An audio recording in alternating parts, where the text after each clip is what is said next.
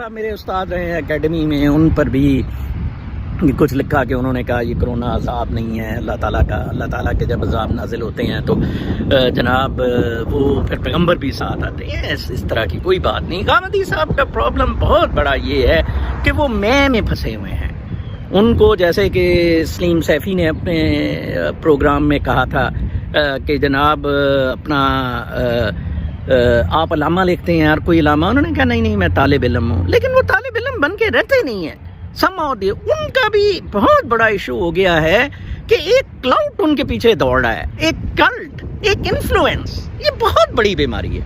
آپ مجھے دیکھیں کہ میرے یوٹیوب یا میرے فیس بک یا ٹویٹر پر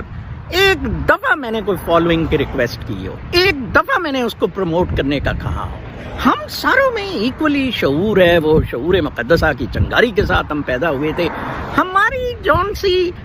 ہماری تفریق ہونی ہے اس قدرت کے نزدیک، اس رب کے نزدیک، وہ ہونی ہے کہ کون ہم میں متقی ہے، جیسا کہ قرآن پاک میں فرمایا گیا اِنَّ اللَّهَ يَتَّقَاكُمْ، جو تم میں متقی ہے اس پہ۔ اچھا اب کردار تو بہت مشکل کام ہے، جیسا کہ میں نے بلاگ میں لکھا ہے کہ حضرت محمد صلی اللہ علیہ وآلہ وسلم کا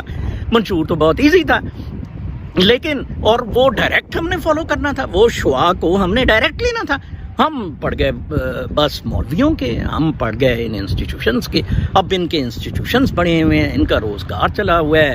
ان کی جناب صاحب اپنی جون سی ہے ایک ویٹیج یہ کیری کرتے ہیں، جیسے طاہر القادری صاحب کا دیکھیں آپ، اتنا بڑا ایک انسٹیٹیوشن، حالانکہ آپ یا تو کہیں کہ اسلام میں مذہب اور جو وے آف لائف ہے وہ دو سیپریٹ چیزیں ہیں، پھر تو میں مانتا ہوں کہ واقعی اس طرح کی کوئی چیز ہے۔ اگر آپ کہتے ہیں کہ اسلام از وے آف لائف، تو پھر یو ہیو ٹو ایکسیپٹ کہ جناب صاحب اس کے لیے کوئی دکانداری، کوئی انسٹیٹیوشن، کوئی تنظیم اس طرح کی کوئی ضرورت نہیں ہے۔